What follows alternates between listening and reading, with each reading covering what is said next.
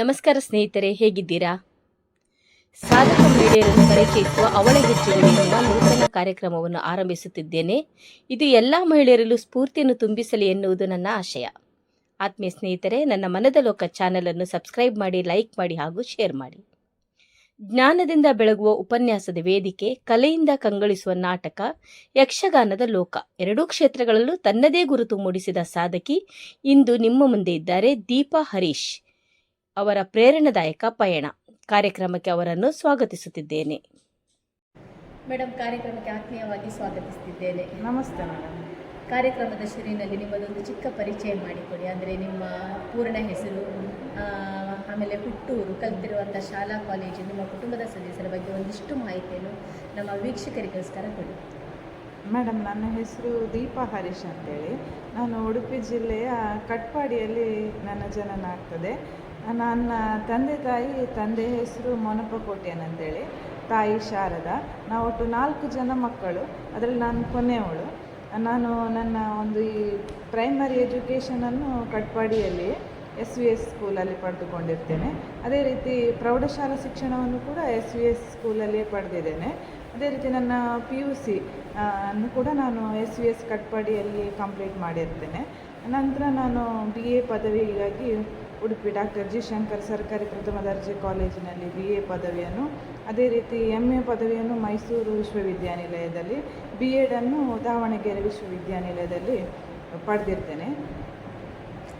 ನಿಮ್ಮ ಬಾಲ್ಯದ ಬಗ್ಗೆ ಒಂದಿಷ್ಟು ಹೇಳಿ. ನಿಮ್ಮ ಬಾಲ್ಯ ಹೇಗೆ ಕಳೆಯಿತು? ನಾನಂತೇಳಿದರೆ ಹುಟ್ಟಿದ್ದು ಬಡತನದ ಫ್ಯಾಮಿಲಿಯಲ್ಲೇ. ಅಂದರೆ ನನ್ನ ಅಮ್ಮ ನಾನು ಸಣ್ಣದಿರುವಾಗಲೇ ತೀರಿ ಹೋಗಿದ್ದರು. ನಂತರ ನನ್ನನ್ನು ದೊಡ್ಡದು ಮಾಡಿದ್ದು ನನ್ನ ತಂದೆ. ಅದೇ ರೀತಿ ನನ್ನ ಅಕ್ಕಂದಿರಿರ್ಬೋದು, ನನಗೆ ನನ್ನ ಪಪ್ಪ ಒಂದು 10ನೇ ತರಗತಿವರೆಗೆ ಉತ್ತಮವಾದಂಥ ಶಿಕ್ಷಣ, ನಾನೊಂದು ಶಿಕ್ಷಣವನ್ನು ಪಡೀಲಿಕ್ಕೆ ನನ್ನ ತಂದೆಯ ಪ್ರೇರಣೆ ಅಂತೇಳಿ ಹೇಳ್ಬೋದು. ನನ್ನ ಫ್ಯಾಮಿಲಿ ಮೆಂಬರ್ಸ್ ಇರ್ಬೋದು, ಪ್ರತಿಯೊಬ್ಬರೊಂದು ಕಸಿನ್ ಬ್ರದರ್ಸ್ ಇರ್ಬೋದು, ಎಲ್ಲರೂ ಕೂಡ ನನಗೆ ಸಪೋರ್ಟಿವ್ ಆಗಿದ್ದರು. ನನ್ನ ಬಾಲ್ಯದ ಬಗ್ಗೆ ಹೇಳಬೇಕಂತೇಳಿದರೆ, ಬಡತನ ಒಂದು ಬಿಟ್ಟರೆ ನಾನು ತುಂಬ ಬಾಲ್ಯದಲ್ಲಿ ನಮ್ಮ ನೇಬರ್ ಫ್ರೆಂಡ್ಸ್ ಇರ್ಬೋದು, ಅದೇ ರೀತಿ ನೆರೆಹೊರೆಯವರು ಇರ್ಬೋದು, ಎಲ್ಲರೂ ಒಳ್ಳೆ ಸಪೋರ್ಟ್ ಮಾಡಿದ್ದಾರೆ ನನಗೆ. ಮತ್ತು ನಾನು ಬಾಲ್ಯದಲ್ಲಿ ಕೂಡ ನನ್ನ ಬಾಲ್ಯದ ದಿನ ಈಗಲೂ ನನಗೆ ನೆನಪಾಗ್ತದೆ. ತುಂಬ ಎಂಜಾಯ್ ಮಾಡ್ತಾಯಿದ್ದೆ, ಆಟ ಆಡೋದಿರ್ಬೋದು. ಸೊ ನಾನು ಸ್ಕೂಲು ಓದೋದ್ರ ಜೊತೆಗೆ ತುಂಬ ನಾನು ಹೆಚ್ಚಿನ ನನ್ನ ಒಂದು ಕಾಲಾವಕಾಶವನ್ನು ಆಟದಲ್ಲಿಯೇ ಕಳೆದಿದೆ ಅಂತೇಳಿ ಹೇಳ್ಬೋದು. ನಂತರ ನನ್ನ ಒಂದು ಆಸಕ್ತಿ ಅಂತೇಳಿದರೆ, ನಾನು ಸ್ಕೂಲಿಗೆ ಹೋಗಿ ಬಂದು ಸ್ಕೂಲಲ್ಲಿ ಏನಾದರೂ ಕಲ್ಚರಲ್ ಆ್ಯಕ್ಟಿವಿಟೀಸ್ ಉಂಟು, ಸೊ ಸಣ್ಣದ್ರಿಂದಲೇ ನನಗೆ ಕಲ್ಚರಲ್ ಆ್ಯಕ್ಟಿವಿಟೀಸಲ್ಲೆಲ್ಲ ಪಾರ್ಟಿಸಿಪೇಟ್ ಮಾಡಬೇಕು. ಈಗಲೂ ಕೂಡ ನಾನು ಅದನ್ನು ಮುಂದುವರಿಸಿಕೊಂಡು ಬಂದಿದ್ದೇನೆ ಮೇಡಮ್. ಈಗ ಯಾವುದೆಲ್ಲ ಕ್ಷೇತ್ರದಲ್ಲಿ ಇದ್ದೀರಾ? ನಿಮ್ಮ ಬಗ್ಗೆ ತುಂಬ ಕೇಳಿದ್ದೇನೆ, ತುಂಬ ಚುರುಕು ಅಂತಲೇ ಕೇಳಿದ್ದೇನೆ. ಯಾವುದೆಲ್ಲ ಕ್ಷೇತ್ರದಲ್ಲಿದ್ದೀರಾ? ಮೇಡಮ್, ಈಗ ನಾನು ಪ್ರಸ್ತುತ ಶಿಕ್ಷಕಿಯಾಗಿ ಸುಮಾರು 18 ವರ್ಷದಿಂದ ಶಿಕ್ಷಕಿಯಾಗಿ ಕೆಲಸವನ್ನು ನಿರ್ವಹಿಸ್ತಾ ಇದ್ದೇನೆ. ಅದು ನನ್ನ ಒಂದು ಇಷ್ಟದ ಕ್ಷೇತ್ರ ಅಂತೇಳಿ ಕೂಡ ಹೇಳ್ಬೋದು. ನನಗೆ ಸಣ್ಣದಿರುವಾಗಲೇ, ನಾನೊಂದು ಪ್ರೈಮರಿಯಲ್ಲಿರುವಾಗಲೇ ನನಗೆ ಮುಂದೆ ನಾನು ಶಿಕ್ಷಕಿ ಆಗಬೇಕು, ಟೀಚರಾಗಿ ಕೆಲಸ ನಿರ್ವಹಿಸಬೇಕಂತೇಳಿ ಇತ್ತು. ಸೊ ಅದೊಂದು ನನ್ನ ಆಸೆ ಈಡೇರಿದೆ ಅಂತೇಳಿ ಕೂಡ ಹೇಳ್ಬೋದು. ನಂತರ ನಾನು ಅಷ್ಟು ಮಾತ್ರ ಅಲ್ಲ, ಸಾಂಸ್ಕೃತಿಕವಾಗಿರ್ಬೋದು, ಧಾರ್ಮಿಕ ಕ್ಷೇತ್ರ ಇರ್ಬೋದು, ಇತ್ತೀಚೆ ಒಂದು 5 ವರ್ಷ ಹಿಂದ್ಗಡೆ ರಾಜಕೀಯ ಕ್ಷೇತ್ರದಲ್ಲಿ ಕೂಡ ನನ್ನನ್ನು ನಾನು ತೊಡಗಿಸಿಕೊಂಡಿದ್ದೇನೆ. ಇದಕ್ಕೆಲ್ಲ ಪ್ರೇರಣೆ ಯಾರು ನಿಮಗೆ? ಇದಕ್ಕೆ ನನಗೆ ಸಾಧನೆಗೆ ಬಾಲ್ಯದಲ್ಲಿ ನನ್ನ ತಂದೆ ನನಗೆ, ಅದೇ ರೀತಿ ನನ್ನ ನೆರೆಕರೆಯವರು ಇರ್ಬೋದು. ಅದು ಈಗ ಮದುವೆ ಆದಮೇಲೆ ನನಗೆ ಒಂದು ಒಳ್ಳೆಯ ಗಂಡ ಕೂಡ ಸಿಕ್ಕಿದ್ದಾರೆ. ಅವರು ಕೂಡ ಪ್ರತಿಯೊಂದಕ್ಕೆ ಕೂಡ ನನಗೆ ಸಪೋರ್ಟಿವ್ ಆಗಿದ್ದಾರೆ. ಸೊ ನನ್ನ ಈಗ ಮಗ ಇದ್ದಾನೆ, ಅವನೀಗ 10ನೇ ಕ್ಲಾಸಲ್ಲಿ ಕಲಿತಿದ್ದಾನೆ. ಸೊ ನನ್ನ ಮನೆಯಲ್ಲಿ ನಾವು 3 ಅಂತ ಹೇಳಿದರೆ, ಈಗ ಸದ್ಯಕ್ಕೆ ನನ್ನ ಹಸ್ಬೆಂಡ್ ಮತ್ತು ಹಸ್ಬೆಂಡ್ನ ತಾಯಿ, ಅತ್ತೆ, ಮಗ, ನಾವು 3 ಒಟ್ಟಿಗೆ ಇರೋದು. ಸೊ ಎಲ್ಲರೂ ಕೂಡ ನನಗೆ ಫ್ಯಾಮಿಲಿ, ನಾನು ಯಾವ ಕ್ಷೇತ್ರಕ್ಕೂ ಹೋಗೋದಿದ್ರು ಕೂಡ ಬೇಡ ಅಂತೇಳಿ ಹೇಳೋದಿಲ್ಲ, ಒಳ್ಳೆ ನನಗೆ ಸಪೋರ್ಟಿವ್ ಇದ್ದಾರೆ. ಹಾಗಾಗಿ ನನಗೆ ಈಗ ಕೂಡ ನಾನು ಆ ಒಂದು ಕ್ಷೇತ್ರದಲ್ಲಿ ನನ್ನನ್ನು ನಾನು ಸಕ್ರಿಯವಾಗಿ ತೊಡಗಿಸಿಕೊಳ್ಳಲಿಕ್ಕೆ ಸಾಧ್ಯ ಆಗಿದೆ ಅಂತೇಳಿ ಹೇಳ್ಬೋದು. ಕ್ಷೇತ್ರ ಅಂದರೆ ಅದರ ಬಗ್ಗೆ ಒಂದಿಷ್ಟು ಮಾಹಿತಿ ಕೊಡಿ. ಯಾವುದರಲ್ಲಿ ನೀವು ಅಂದರೆ ತುಂಬ ಆಸಕ್ತಿಯಿಂದ ಮುನ್ನಡೆದಂತೆ? ನಾಟಕ, ಯಕ್ಷಗಾನ ಅದರ ಬಗ್ಗೆ ಕೇಳಿದೆ ನಾನು, ಅದರ ಬಗ್ಗೆ ಒಂದಿಷ್ಟು ಮಾಹಿತಿ ಕೊಡಿ. ಹೌದು ಮೇಡಮ್, ನನಗೆ ಅಂತೇಳಿದರೆ ನಾಟಕ ಅಂತೇಳಿದರೆ, ಈಗ ಡೇಗೆ ನಾನು ಸ್ಕೂಲಿಗೆ ಹೋಗಿ ಬರ್ತೇನೆ. ನಂತರ ಏನಾದರೂ ಈಗ ನಮ್ಮ ಸುತ್ತಮುತ್ತ ಈಗ ಸಂಘ ಸಂಸ್ಥೆ ಇರ್ಬೋದು, ಅದೇ ರೀತಿ ಧಾರ್ಮಿಕ ದೇವಸ್ಥಾನ ಉಂಟು ನಮ್ಮ ಮನೆಯ ಪಕ್ಕ, ಅಲ್ಲಿ ಕೂಡ ನಾನು ಈ ಒಂದು ಮಾತೃಮಂಡಳಿಯ ಅಧ್ಯಕ್ಷರಾಗಿ ಕಾರ್ಯದರ್ಶಿಯಾಗಿ, ಸಂಘ ಸಂಸ್ಥೆಯಲ್ಲಿ ಕೂಡ ನಾನು ಅಧ್ಯಕ್ಷೆಯಾಗಿ, ಕಾರ್ಯದರ್ಶಿಯಾಗಿ ಹಲವಾರು ಸಂಘ ಸಂಸ್ಥೆಗಳಲ್ಲಿ ನನ್ನನ್ನು ತೊಡಗಿಸಿಕೊಂಡಿದ್ದೇನೆ.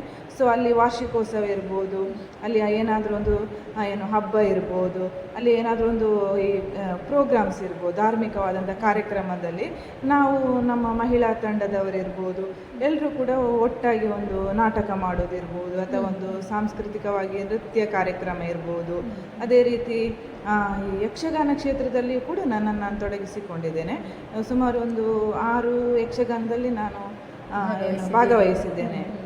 ಜೊತೆಗೆ ನಾನು ಈ ರಂಗಭೂಮಿ ಅಂತೇಳಿ ಬಂದಾಗ ನಾಟಕದಲ್ಲಿ ಕೂಡ ನಾನು ತೊಡಗಿಸಿಕೊಂಡಿದ್ದೇನೆ. ಮತ್ತು ಸಾಂಸ್ಕೃತಿಕವಾಗಿ ಈ ನೃತ್ಯ ಕಾರ್ಯಕ್ರಮ ಇರ್ಬೋದು. ಅದರ ಜೊತೆಗೆ ನಾನು ರಾಜಕೀಯವಾಗಿ ನಾನು ಒಂದು ಪಂಚಾಯತ್ ಸದಸ್ಯೆಯಾಗಿ ನಮ್ಮ ಒಂದು ಊರಿನಲ್ಲಿ ಸಮಾಜಮುಖಿ ಚಟುವಟಿಕೆಯಲ್ಲಿ ಕೂಡ ನಾನು ಭಾಗವಹಿಸಿದ್ದೆ. ನನಗೆ ಅಂತ ಹೇಳಿದರೆ ಅದರಲ್ಲೆಲ್ಲ ಸ್ವಲ್ಪ ಇಂಟ್ರೆಸ್ಟ್, ಮನೆಯವರ ಸಪೋರ್ಟ್ ಇರಲಿಕ್ಕೆ ಹೋಗಿ ನಾನು ಆಚೆ ನನ್ನ ಜಾಬನ್ನು ಕೂಡ ಮಾಡ್ತಾ ಇದ್ದೇನೆ. ಜೊತೆಗೆ ಇದರಲ್ಲಿ ಕೂಡ ನಾನು ತೊಡಗಿಸಿಕೊಳ್ಳಿಕ್ಕೆ ತುಂಬ ಹೆಲ್ಪ್ ಆಗಿದೆ ಅಂತೇಳಿ ಹೇಳ್ಬೋದು ಮೇಡಮ್. ಈಗ ಕುತೂಹಲ ಭರಿತ ವಿಷಯ ಅಂದರೆ ನಾಟಕ ಮತ್ತು ಯಕ್ಷಗಾನ ಅಂತ ಹೇಳಿರುವಂಥದ್ದು, ಅದು ಎಷ್ಟನೇ ವಯಸ್ಸಿನಲ್ಲಿ ನೀವು ಅಭಿನಯಿಸಲಿಕ್ಕೆ ಶುರು ಮಾಡಿದ್ರಿ, ಬಣ್ಣ ಹಚ್ಚಿದ್ದು, ಅದರ ಬಗ್ಗೆ ಒಂದಿಷ್ಟು ಹೇಳಿ ಮೇಡಮ್. ನಾನು ಒಂದು ನನ್ನ ಪ್ರೈಮರಿಯಲ್ಲಿ ಒಂದು ನೃತ್ಯ ಸಾಂಸ್ಕೃತಿಕ ಚಟುವಟಿಕೆಯಲ್ಲಿ ನಾನು ಸ್ಕೂಲಲ್ಲಿ ಭಾಗವಹಿಸ್ತಾ ಇದ್ದೆ.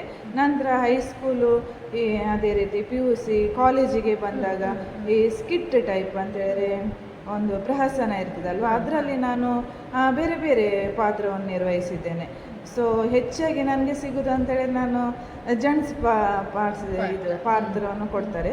ಸೊ ಅದನ್ನು ನಾನು ತುಂಬ ಇಷ್ಟದಿಂದ ಮಾಡ್ತಾ ಇದ್ದೇನೆ. ಈಗ ಕೂಡ ಹಾಗೆ ಈ ರಂಗಭೂಮಿಯಲ್ಲಿ ಇರಬಹುದು ಸುಮಾರು ಅಂತೇಳಿದರೆ ಒಂದು ಈ ಬೃಹಸ್ಪತಿ ಗುರುವಿನ ಪಾತ್ರ ಇರ್ಬೋದು, ಸ್ವಲ್ಪ ಗಡಸುತನದ ಪಾತ್ರ ಅಂತೇಳಿ ಹೇಳ್ಬೋದು. ಅಂತೇಳಿದರೆ ಸ್ವಲ್ಪ ವಿಲನ್ ಟೈಪು ಅಂತೇಳಿದರೆ. ಸೊ ನಾನು ಜೀವದಲ್ಲಿ ಕೂಡ ಸ್ವಲ್ಪ ಹೈಟ್ ಇರೋದ್ರಿಂದ ನನಗೆ ನಮ್ಮ ಕಲಿಸುವಂಥ ಮಾರ್ಗದರ್ಶಕರು ಅದೇ ರೀತಿಯಾದಂಥ ಒಂದು ಪಾತ್ರವನ್ನು ನಿರ್ವಹಿಸಿ ನಾನು ಯಾವ ಪಾತ್ರವನ್ನು ಕೊಟ್ಟರೂ ಕೂಡ ಬಹಳ ಆಸಕ್ತಿಯಿಂದ ಮಾಡ್ತೇನೆ.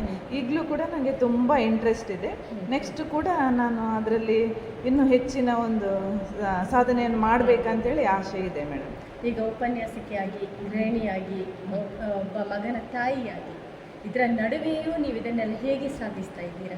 ಯಾಕಂದರೆ ಒಂದು ಮದುವೆ ಆದಮೇಲೆ ನಮಗೆ ಪುರ್ಸೊತ್ತೆ ಇಲ್ಲ, ನನಗೆ ಮಾಡಲಿಕ್ಕೆ ಆಗೋದಿಲ್ಲ ಅಂತಾರೆ. ಆದರೆ ನೀವು ಮದುವೆ ಆದ ನಂತರ ಸಹ ಇದನ್ನೆಲ್ಲ ಮುಂದುವರಿಸ್ಕೊಂಡಿದ್ದೀರಾ. ಅದರ ಬಗ್ಗೆ ಒಂದಿಷ್ಟು ಹೇಳಿ. ನನಗೆ ಸಮಯ ಹೊಂದಾಣಿಕೆ ಇಲ್ಲ, ಸಾಕಾಗೋದಿಲ್ಲ ಅಂತೇಳಿ ಹೇಳ್ತಾರೆ.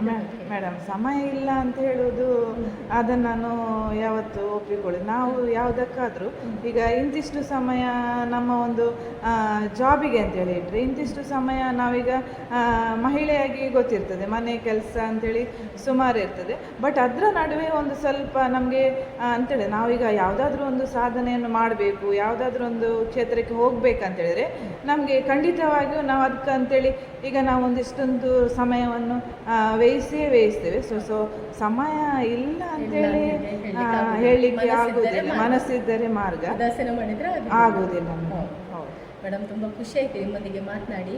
ನಮ್ಮ ವೀಕ್ಷಕರಿಗೆ ನೀವು ಏನನ್ನು ಹೇಳಲಿಕ್ಕೆ ಇಷ್ಟಪಡ್ತೇವೆ? ಒಂದು ಚಿಕ್ಕ ಸಂದೇಶ ನಮ್ಮ ಮಹಿಳೆಯರಿಗೋಸ್ಕರ ಏನನ್ನು ಹೇಳ್ತೀವಿ? ಮಹಿಳೆಯರು ಅಂತೇಳಿದರೆ ನನ್ನ ಪ್ರಕಾರ ಅವರು ಕೇವಲ ಒಂದು ಎಜುಕೇಷನನ್ನು ಕಲಿತು ಜಾಬಿಗೆ ಹೋಗಿ ಮನೆಯಲ್ಲಿಯೇ ಇರುವುದಲ್ಲದೆ ಸೊ ತಮ್ಮನ್ನು ಸಮಾಜಮುಖಿ ಚಟುವಟಿಕೆಯಲ್ಲಿ ಅವರು ತೊಡಗಿಸಿಕೊಳ್ಬೇಕು.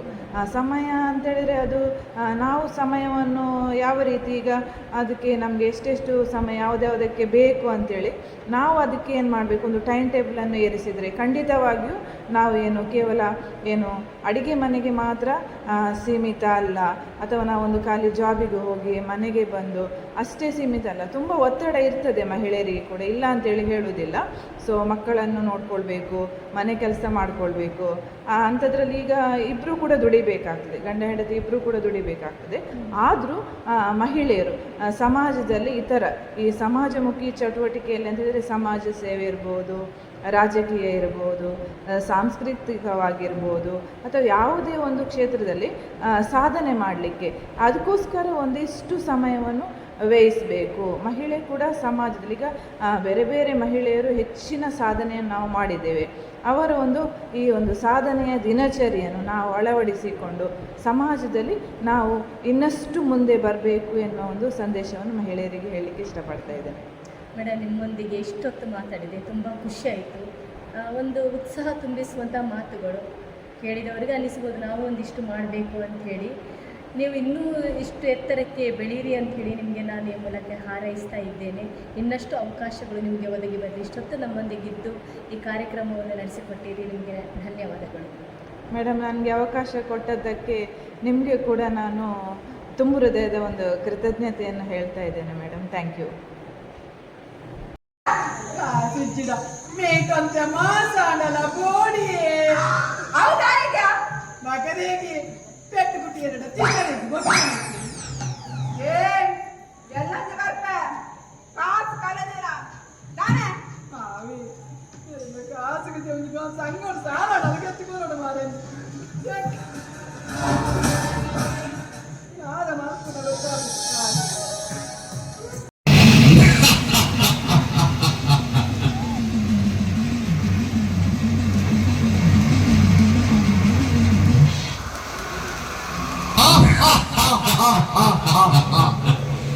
ಒಳ್ಳೆ ಮಾಡಿದ ಈಶ್ವರ